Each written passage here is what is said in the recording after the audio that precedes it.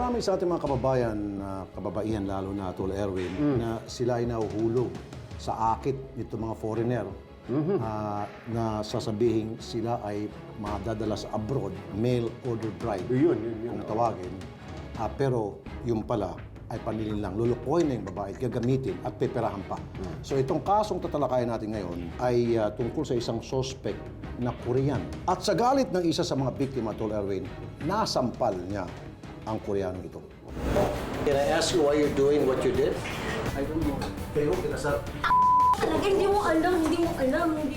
Ito ang tagpong nagpasabog ng galit ng 30 anyos na si Annie, kasama ng kanyang mga kaibigan sina Nicole at Dina, matapos madakip ang Korean national na si Mr. Park.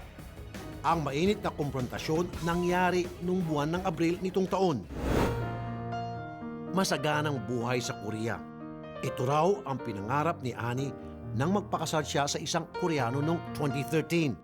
Pero pagdating doon, instant maid pala siya. Biglang nagbago nung pagkadating doon sa Korea kasi inasawa niya lang pala ako para maging alipin o katulong sa bahay niya at isa pa, gusto niya lang palang akong anakan.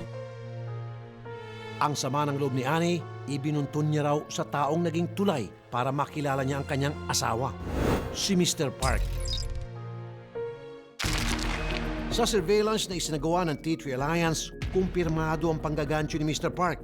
Now, if you marry, go to Korea almost 10 months and 1 year. Pwede? I don't have money. Oh, siyempre, if marry, pay to husband. This all pay to you, husband. Hugyat na ito para paputukin na ang kalokohan ni Mr. Park. This is my phone. But you are under arrest. You are under arrest. Dimas Reyes si Park, tawit na rin ang isa pa niyang kasamahan. 8 buwan nang nakalipas, tuloy pa rin ang paglilitis sa kaso ni Park.